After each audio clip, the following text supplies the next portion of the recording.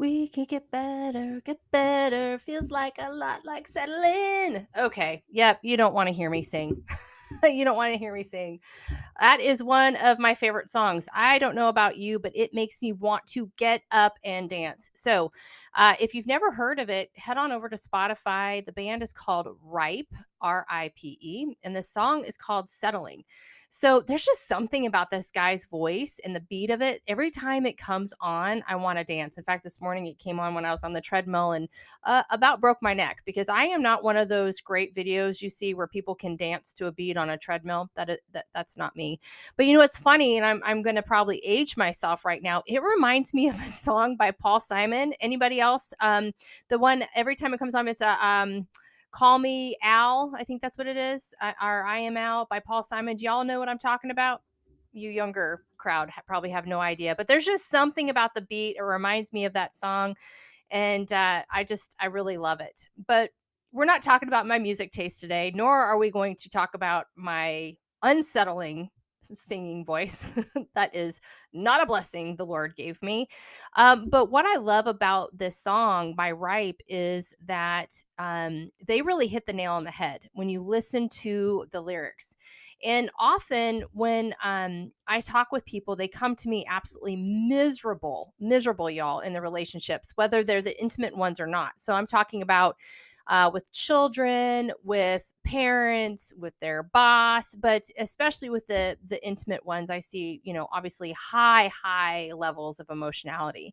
But inevitably, when they come into my office and they're telling me things are so awful, I start to ask them questions because I need to understand, right? And sometimes I hear holes, so I might ask them like, "Well, have you approached them with your concern?" I mean, you're thinking, well, of course they have, Piper. That seems like a dumb question. But no, honestly, we get so wrapped up in our emotions. Often we don't even share what's going on with us, with the person we're struggling with. And for today's talk, we're really going to be talking about intimate relationships, okay? Married or in, cohabitation, whatever you want to call it.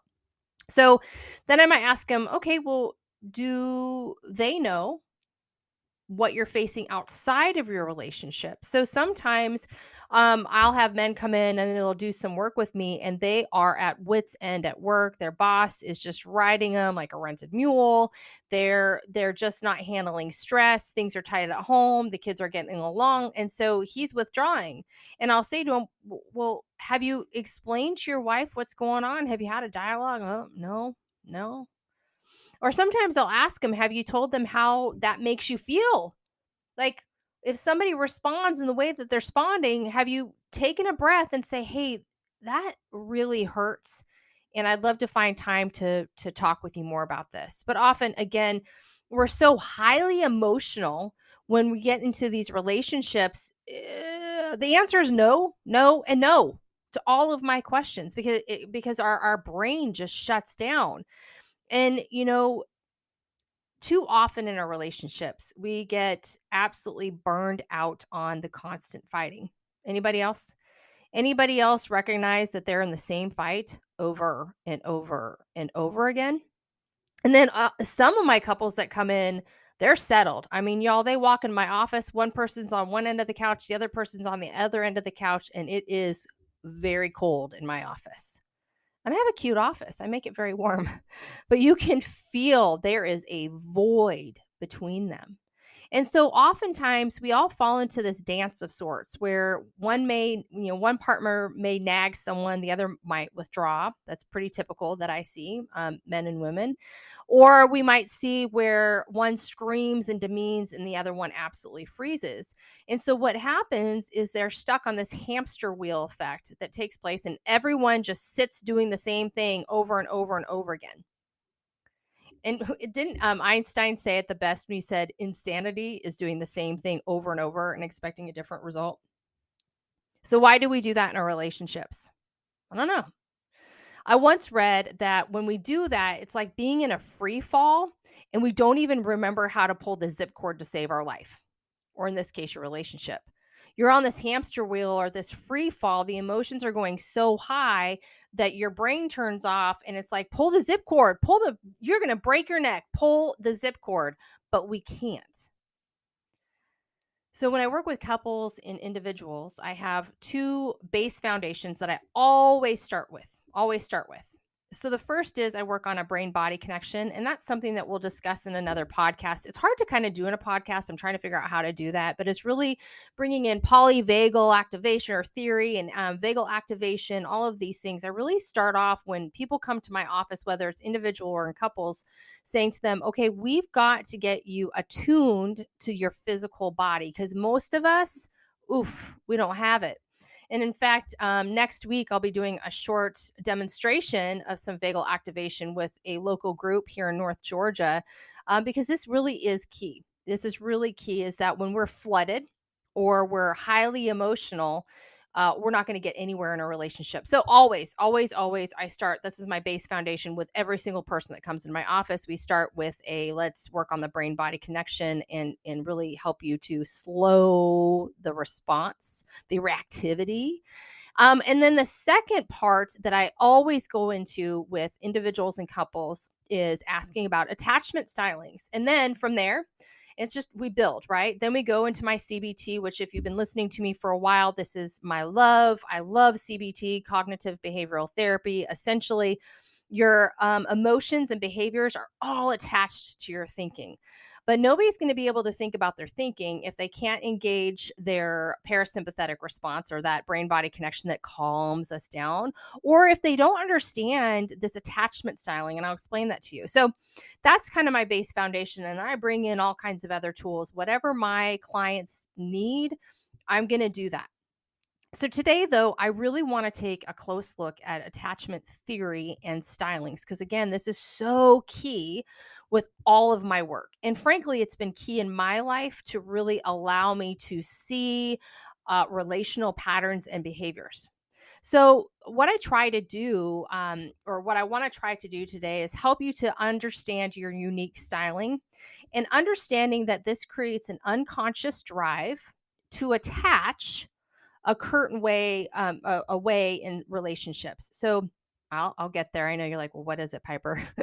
But what I want to first say before we dive into this is the great news is that we don't always have to have the attachment styling that we currently have and that we can create new ones. That's why I love counseling so much. In fact, for a long time, I had what do you call it? A thing on my phone that I made, like a little wallpaper. That's the word I'm looking for. And it said Arbiter of Hope.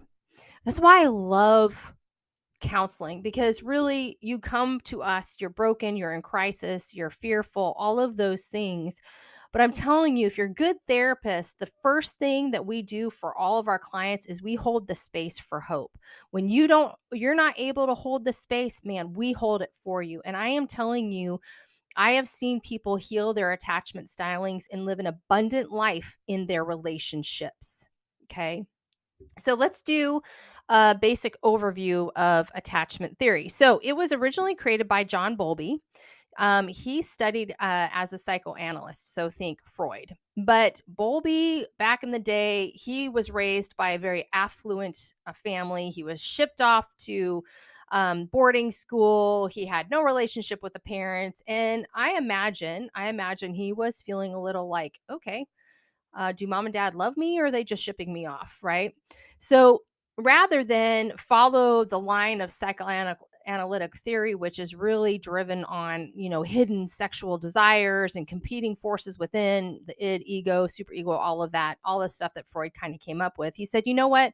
I don't think this is what I'm seeing with myself. And he actually went and worked in a hospital. I'm trying to remember the story correctly. And he was watching these children that were just a mess, y'all.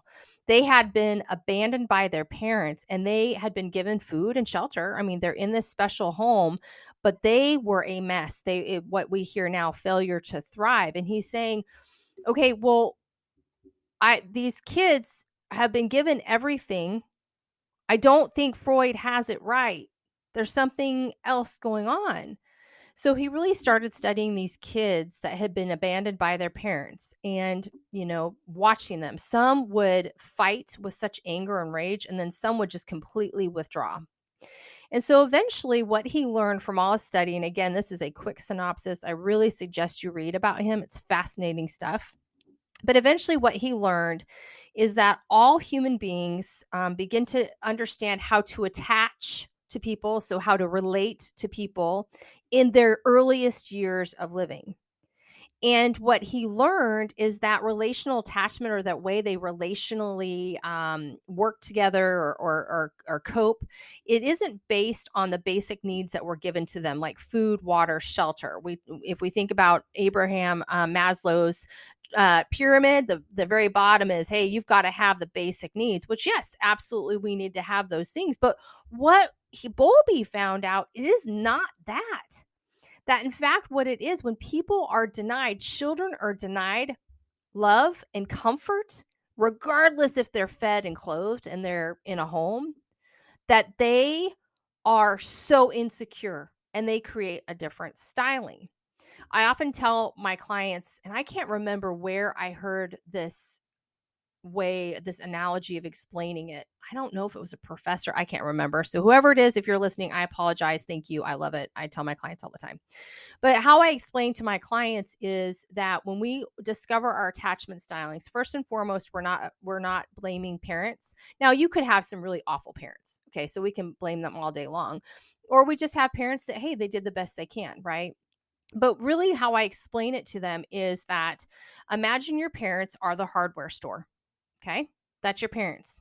They have all the nuts and bolts, the hammer, the nails, the wood, the framing, the insulation to keep that house perfectly warm. Everything's there. Okay. You've got it all in there. They might even have, their emergency loads of MREs and barrels of water. Get me? Okay. That's your parents. That's your parents. But sometimes our parents don't know how to feed us. So you're never going to find, milk on the shelf. You're never going to find food on the shelf in a hardware store. And in fact, when we think about a baby, what do they require? Mother's milk. Well, what does mother's milk really identify for us? Well, they have to have it for sustenance of life, right? But having a baby on a breast, if you're able to breastfeed, is the most intimate connection and attachment to your child. But if your parents didn't have the milk in the hardware store, because most of them don't have it, then you're left with food and shelter, but you're missing out on the most basic sustenance, that closeness, that connection. So when we think about our attachments, it's really based on our parental figures or our primary caregivers. So when I explain these 4 different stylings that can occur, kind of keep that in mind, okay? And again, I want to say we're not blaming parents. Some of you all have horrific childhoods. And so blame them all you want.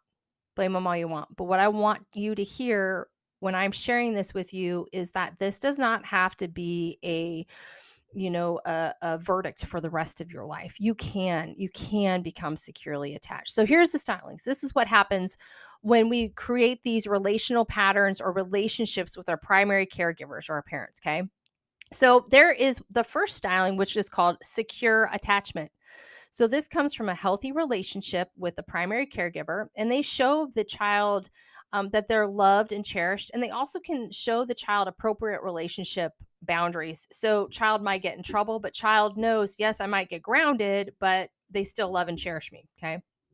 So this individual shows confidence. They can reciprocate in relationships. They're non-reactive and they're resilient. And they can trust easily. Most times they're able to tune into their emotions and be like, ooh, I'm not feeling so great right now. And they can communicate when they're upset. And typically those that have a secure styling, they're cooperative and flexible in relationships. Now, here's the thing. I always say this caveat too. All of these things doesn't mean you're absolutely these things at all times, right? It's why I hate all the personality tests and stuff. Just because you do the Enneagram, which I hate that thing, guys, please stop talking about it. It doesn't mean you're a 2 or a 7 or whatever that hogwash is. We all have different parts of ourselves in our lives, and sometimes we're going to be really stellar securely attached. Sometimes we're going to have off days. Okay. So again, these are not these absolute things. Sometimes we have good days, sometimes we don't, but that's what a secure attachment is. The second kind of attachment is called anxious or preoccupied. So this comes from limited parental involvement.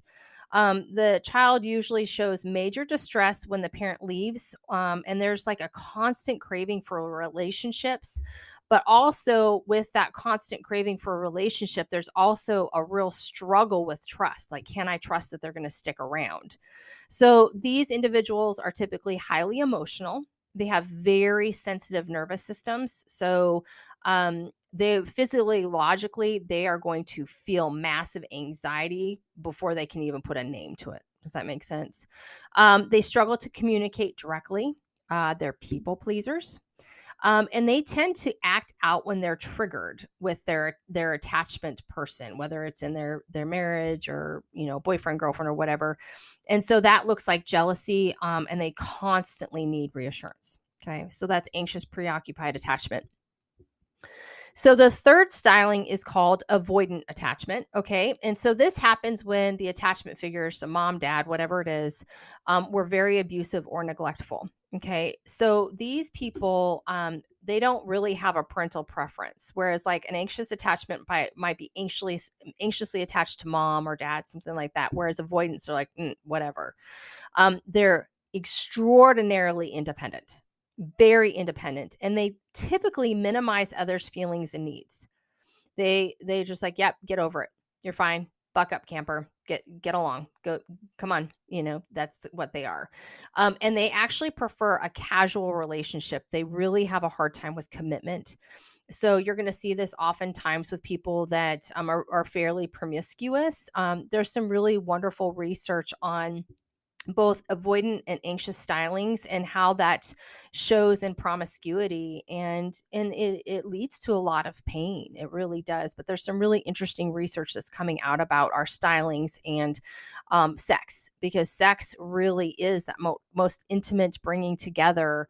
And so avoidance, they just want to have a lot of sex and there's no connection. Anxious, they're having a lot of sex, but they're like, hold on to me, don't leave me. So it's both ways are highly painful for them. So the fourth and last styling is called disorganized, and this comes from inconsistent parenting. And I'm going to tell you that this is the most painful attachment style that I see come into my office, because really what it is, this individual feels just like so confused by relationships. It's like they have this longing for a commitment, but then on the other side, they're like, nope, I'm going to avoid it. So it's kind of, you can imagine someone in a disorganized home. It might be like I have clients that have parents that were drug addicts. So mom or dad might show up at one point because they're not on a binge and they're there just for a moment, and they actually show kind of some love to their kiddos. And then bam, they're gone. They stole everything out of the house and they're down the street getting high. So it's very inconsistent patterning. And so as a little kid seeing this, it's like, where do I go? It's so disorganized. And then what happens when they grow up into adults is they're like, I don't know how to do this. I don't know how to relate relationally because I've never seen it done securely. And so often these people really struggle with feelings of worthlessness. I mean, absolutely devastating worthlessness. And some of them tend toward aggressive and antisocial behavior. Okay. So those are the stylings. And I wonder if you're kind of thinking through like, which one's me? What did it look like? And again, what's fascinating about attachment theory and this attachment styling is they say that we create these between the ages of 0 and 3. And so when we create these, our brain has grown that way. And then therefore we are doing that relational attachment for the rest of our lives. Woo! And I can tell you, when I really started digging into and understanding my own personal anxiety, I'm an anxiety girl. I tell everybody that.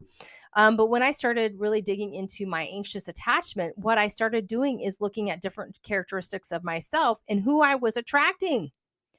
And man, it really opened my eyes, and just that mindfulness of like, wow, This is what's been going on with me. This is what's happening with my friendships and my relationships and I mean, it opened up a whole new world to me, and it really allowed that mindfulness for me to stop with the pattern of behavior and start learning how I can securely relate to others. So that's just a little bit about attachment. And I've heard from individuals, they say, something that when they come into my office, they might say something like, well, it was just going so great. And then we're just right back to fighting, and some will try to struggle through it, and they focus so acutely on what the fight was about rather than what led to the fight, or rather than what's the pattern of the fight. So they focus on the ball, the what, and not the game. Okay. And for most of my couples, unfortunately, a lot of them, I would say, and I've never looked at the research, but what I see in my office is, I'd say 95%, maybe 98, marry their opposite attachment style. Excuse me. Let me spit that out. So oftentimes we attach to the one that is opposite of ourselves, which really makes it very difficult. Very difficult. So, for example, the wife may start nagging her husband about picking up his mess and spending time with kids. And she just like follows him around the house and nips at his heels, right? The husband then becomes super silent and just like shuts the door and won't talk to anyone. So the cycle here is listen to anxiety. The wife is feeling anxiety. Remember, anxious attachment are highly attuned to their nervous systems. They're very sensitive. So she's listening to anxiety in her internal or even external environment, and she's fighting for recognition and response. Like, you will answer me, pick up your damn shoes, right? And then the husband, what happens with him is he avoids engagement and he just detaches and shuts down. But let me ask you this, and I'm willing to bet you've had these fights because I think all of us have fallen into this. But what was the fight actually about? Was it really about him being messy and not hanging out with kids? That might be part of it, but was that really what that was about? I think she would say to me, well, he's just lazy. And he would say to me, he would say, well, I'm just sick of her crap and I can never do anything right. But here's the thing. They're going to go round and round and round because they're not identifying what the feelings are that are perpetuating this cycle. And granted, here's the funny thing. Typically, I say feelings are not facts. I'm not saying this is a fact, but they do point us to something. So what are the feelings that are perpetuating the cycle that they're having? Not what happened, not picking up the clothes or whatever, not hanging out with the kids, him ignoring me, not what's happening, but what's the feelings that are perpetuating this cycle.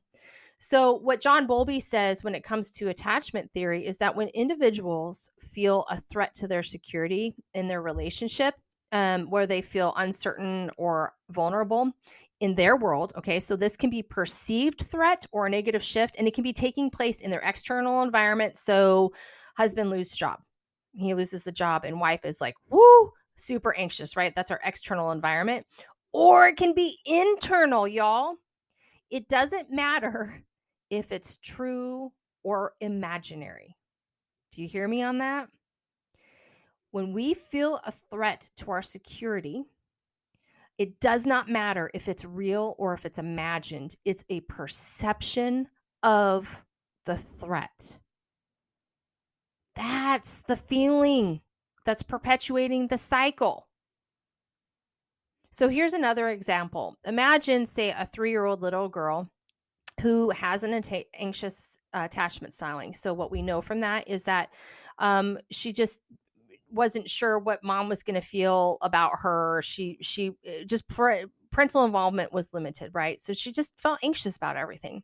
So imagine this little girl, and she's acutely aware of her mother, and she's always watching her, and she's always feeling kind of like on eggshells, like, well, will she love me today? Or like, is she going to ignore me? Like, she's anxious. Okay. So all of a sudden, her little heart starts beating really, really hard when she hears her mom on the phone in a high, shrill voice. So she's feeling physiologically like something's wrong, something's wrong. She feels it. She feels it in her chest. Maybe her tummy's tightening. Maybe her hands start sweating. And automatically she assumes something is wrong with her. And mommy doesn't love her anymore. When in reality, actually, mom is on the phone with her best friend and they're laughing about the newest sitcom. And mom isn't upset about little girl. She's just caught up in the conversation. She doesn't even know she's standing there. So did little girl perceive reality? Nope. And I'm telling you right now, it doesn't matter if you're 15, 25, 40, or 65. It's styling and it's the perception of threat, external or internal, that sets off these cycles of these fights. So now what, right? You have you kind of have an understanding of attachment styling, but how do you figure out what's taking place in your relationship and stop arguing about what is going on and see the pattern of behavior? How do we do this? So first, what we really need to do, like I've been talking about, is we have to identify a basic pattern. Well, let me start over and say, actually, what we first need to find out is what kind of styling do you typically fall into? And then what we do is we identify the basic pattern. Again, that is why I always go back to my foundational approach. I work brain body connection and then I work attachment styling.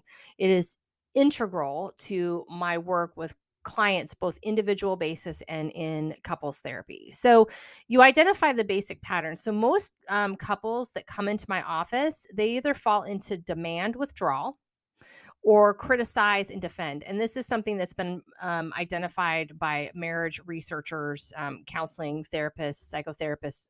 These are the crucial behaviors that we see in these partnerships. So really what these patterns are is it's a direct protest. This came out of a book here, and I'll share that later on. You can get the book. It's a direct protest against loss of feeling secure and safe. Okay. So having been fighting for so long, then there's also some people that just freeze, and they call that freeze, where both are so helpless and detached. And basically, they're not even in the game anymore. They settled. Remember my favorite song at the beginning of the show? They settled. They just settled. So basically, we have demand withdrawal, criticize and defend, or freeze. Dr. Sue Johnson, who is an expert in EFT, emotionally focused therapy, discusses all of these in her research and her book, Hold Me Tight. And I'm telling you, I'm beginning to engage in my clients in this book because for me, I have often used Gottman method, and I love the Gottmans. I think they're fabulous. I also use Symbis, which is a faith-based process. But there was something missing. Every time I worked with these couples, I was like, gosh, there's something, I don't get it. There's something missing. And I actually, all of a sudden I was like, we just need to go to attachment stylings first. And it's so funny because training came across my desk with Dr. Johnson. I was like, I don't have time to learn about EFT. I'm already trying to focus. Like, I can't, I don't have the bandwidth. But I just happened to be in a training, another one last week, and they mentioned her book. And I thought, all right, I'll read it. And sure enough, there she is talking about marriage or partnerships, and that we have to focus emotionally and understanding where we're coming from based on our attachment styling. I was like, stop it, Piper. All these years, you were so frustrated and you've got the expert. Why did you try to reinvent the wheel here? But anyway, she's fabulous, Dr. Johnson. And so this Hold Me Tight book, and I'm engaging my clients with this, one of the things she says to help us identify the basic pattern is ask this question. Write this down. Get a pen and paper, write this down. So the more I blank, so it might be partner one, the more you blank for partner two. And the more I, partner one, so what do you do after that? And on we go. So, right, the hamster wheel. So, for example, the more I nag and I chase you down the hall because you're ticking me off, the more you ignore me. And then the more I keep nagging and chasing you down the hallway, right?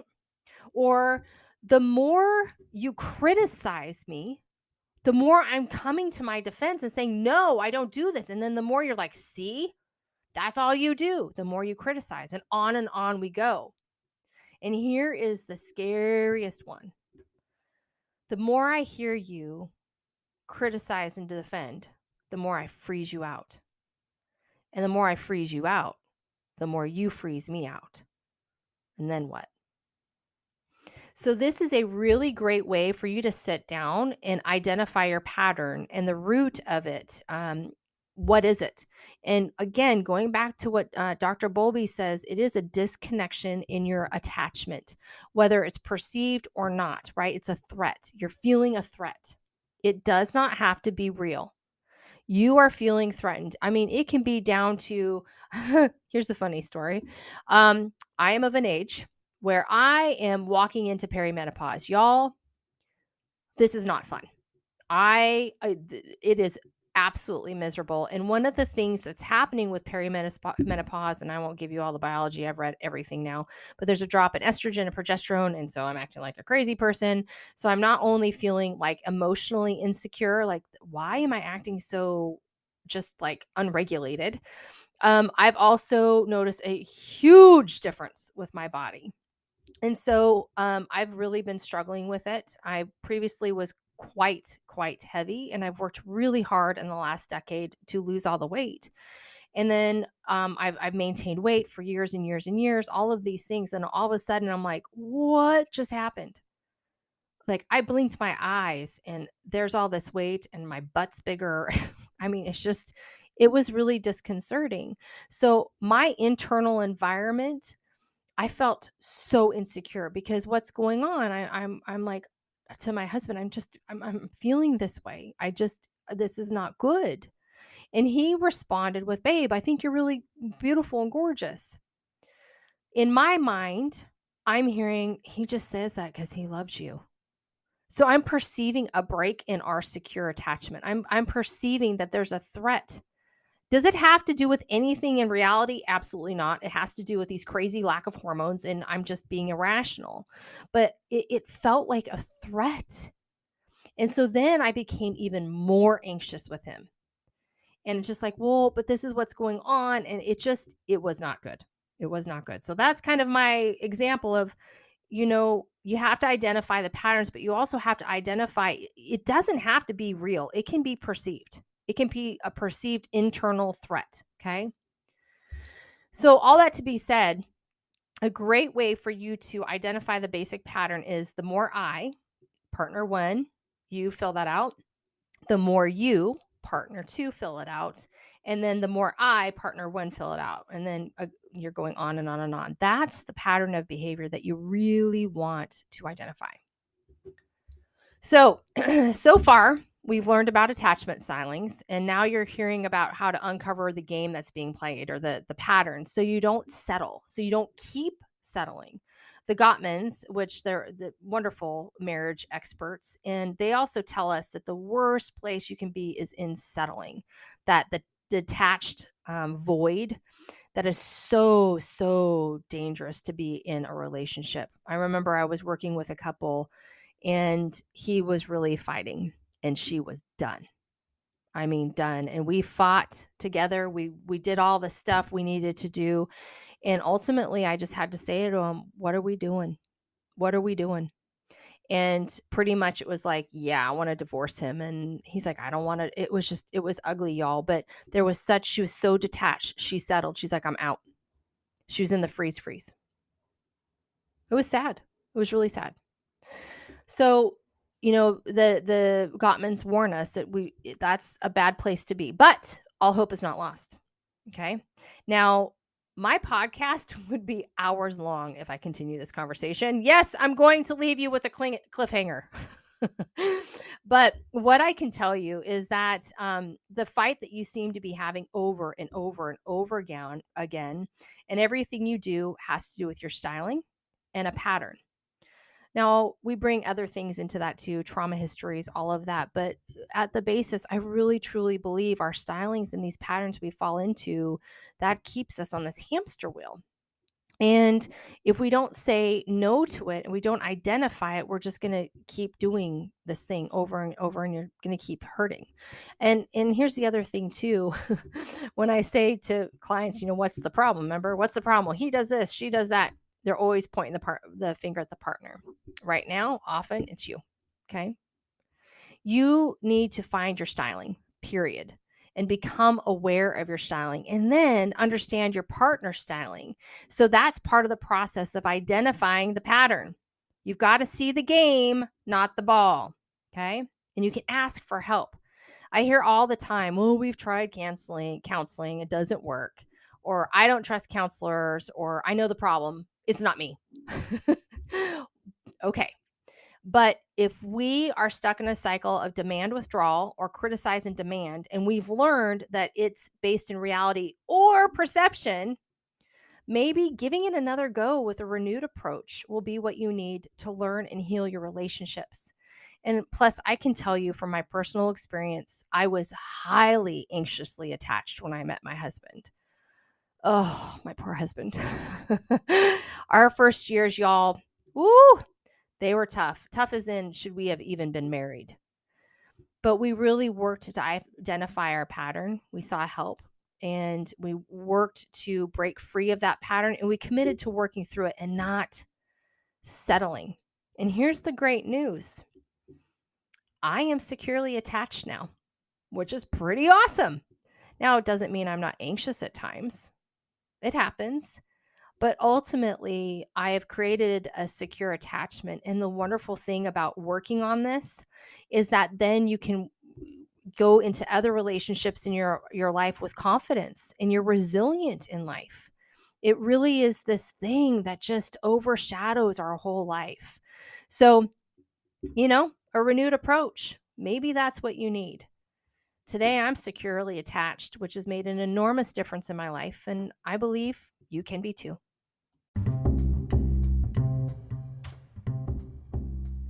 If you're curious about discovering your attachment style, check out Attachment Project at www.attachmentproject.com and find the quiz to learn more. Also, grab Dr. Sue Johnson's book, Hold Me Tight, and the companion workbook to help you understand the pattern you and your partner are stuck in. Finally, if you need some help, reach out to me. I offer master's level counseling in Georgia and can do this in person if you're in North Georgia, or you can jump online for a telehealth call. If you're not local, let me know how coaching can help you and your spouse learn to understand and communicate with one another better.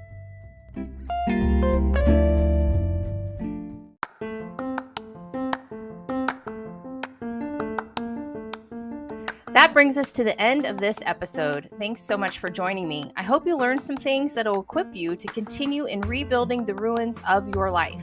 If you enjoyed the show, please rate and review us on your podcast listening platform and share this with your friends and family. As always, thanks so much for listening to Rebuild Your Ruins, a Piper Harris coaching podcast. I'll talk with you next time.